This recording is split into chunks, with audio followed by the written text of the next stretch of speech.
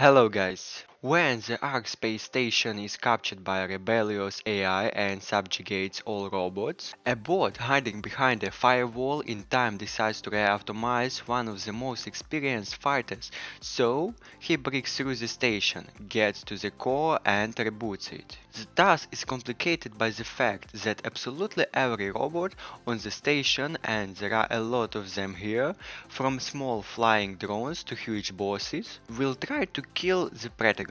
Fortunately, a moment before death, the consciousness of the warrior is transferred to a new shell, and everything starts all over again. But the hero becomes a little bit stronger given the accumulated experience. As you probably already guessed, ArcRunner is shooter where death doesn't lead to defeat, but starts a new race, while allowing you to improve the character's abilities. So there are three classes to choose from in the game. A soldier who prefers to use firearms, ninja relying on stealth and disguise, hacker that hacks opponents. Each of them has a special and ultimate ability.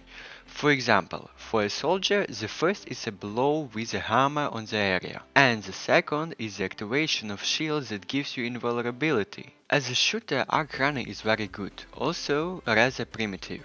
The whole game is a set of alternating areas with spawning opponents that literally crush the player with numbers. They appear from all sides, make them spin like a top and actively attack the protagonist. At the same time, their actions are mostly well read, which makes it possible to avoid a blow. For example, when pointing at a player, a laser side beam is visible, and a grenade throw is marked by coloring its effect area. The gamer, in turn, can use variety of firearms, from a pistol and revolver to disc launchers and grenade launchers, a deployable turret, a mobile shield, and so on.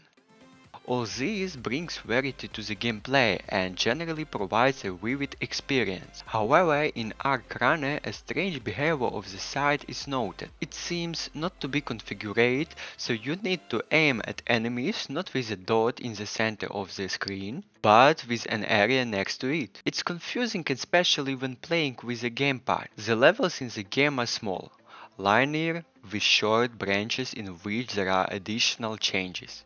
For example, you need to survive for half a minute without taking damage. As a reward for this, the player will get a chest with weapon, first aid kits and other bonuses. And you can choose only one thing, sacrificing the rest of the goodies.